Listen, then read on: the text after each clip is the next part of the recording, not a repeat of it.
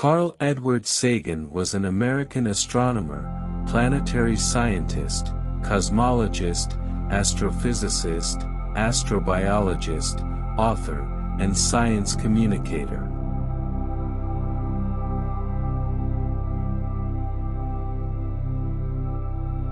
Welcome to Wisdom Quotes, Motivation Channel.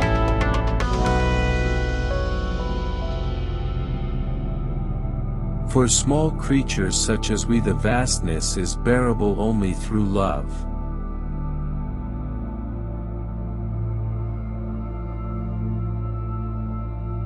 Extinction is the rule.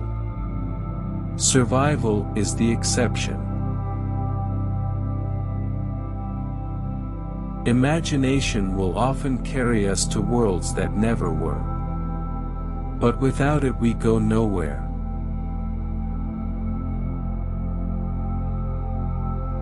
We live in a society exquisitely dependent on science and technology, in which hardly anyone knows anything about science and technology.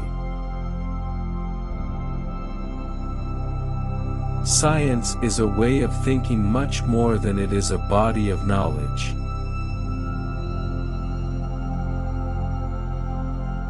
Who are we? We find that we live on an insignificant planet of a humdrum star lost in a galaxy tucked away in some forgotten corner of a universe in which there are far more galaxies than people.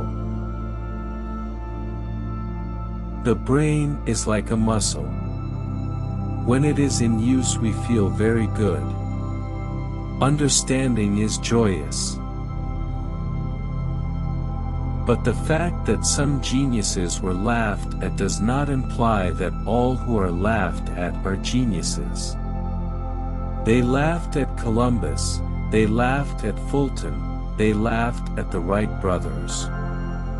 But they also laughed at Bozo the Clown.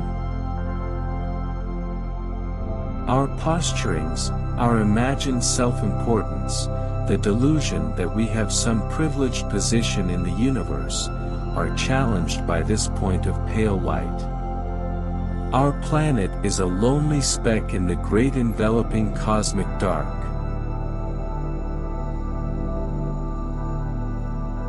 We have also arranged things so that almost no one understands science and technology.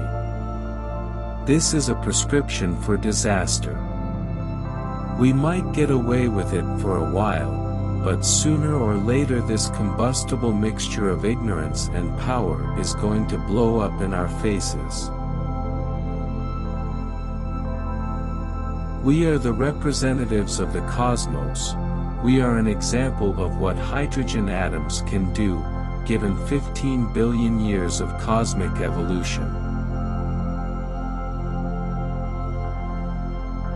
Our species needs, and deserves, a citizenry with minds wide awake and a basic understanding of how the world works.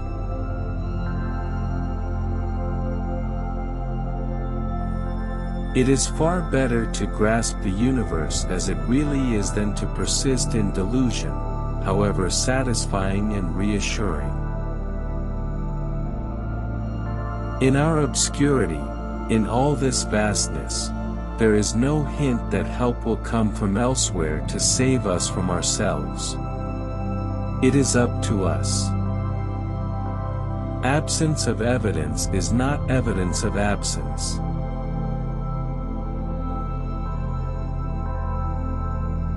The universe is not required to be in perfect harmony with human ambition. No other planet in the solar system is a suitable home for human beings. It's this world or nothing. That's a very powerful perception. The Earth is a very small stage in a vast cosmic arena.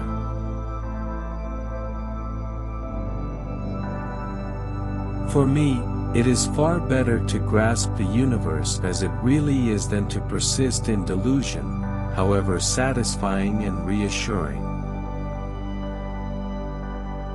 Skeptical scrutiny is the means, in both science and religion, by which deep thoughts can be winnowed from deep nonsense.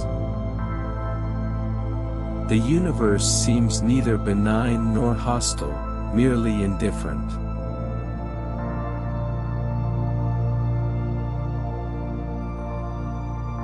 The dangers of not thinking clearly are much greater now than ever before. It's not that there's something new in our way of thinking, it's that credulous and confused thinking can be much more lethal in ways it was never before. It's been said that astronomy is a humbling and, I might add, a character-building experience.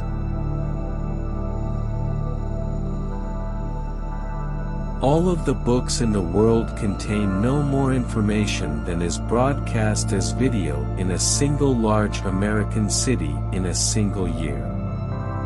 Not all bits have equal value. Even these stars, which seem so numerous, are as sand, as dust, or less than dust, in the enormity of the space in which there is nothing. We're in very bad trouble if we don't understand the planet we're trying to save.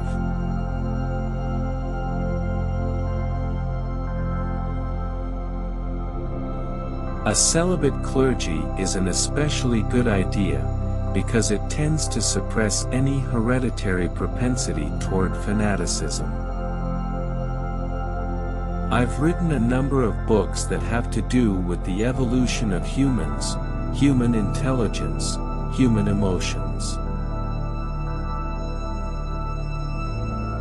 Most of the people that I deal with are human.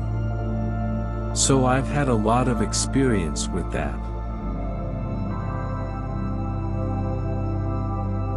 I can find in my undergraduate classes, bright students who do not know that the stars rise and set at night, or even that the sun is a star.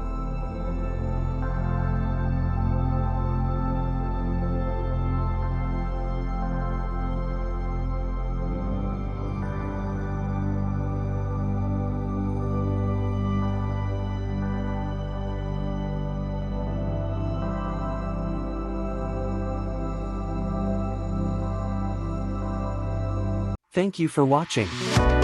Don't forget to comment and subscribe.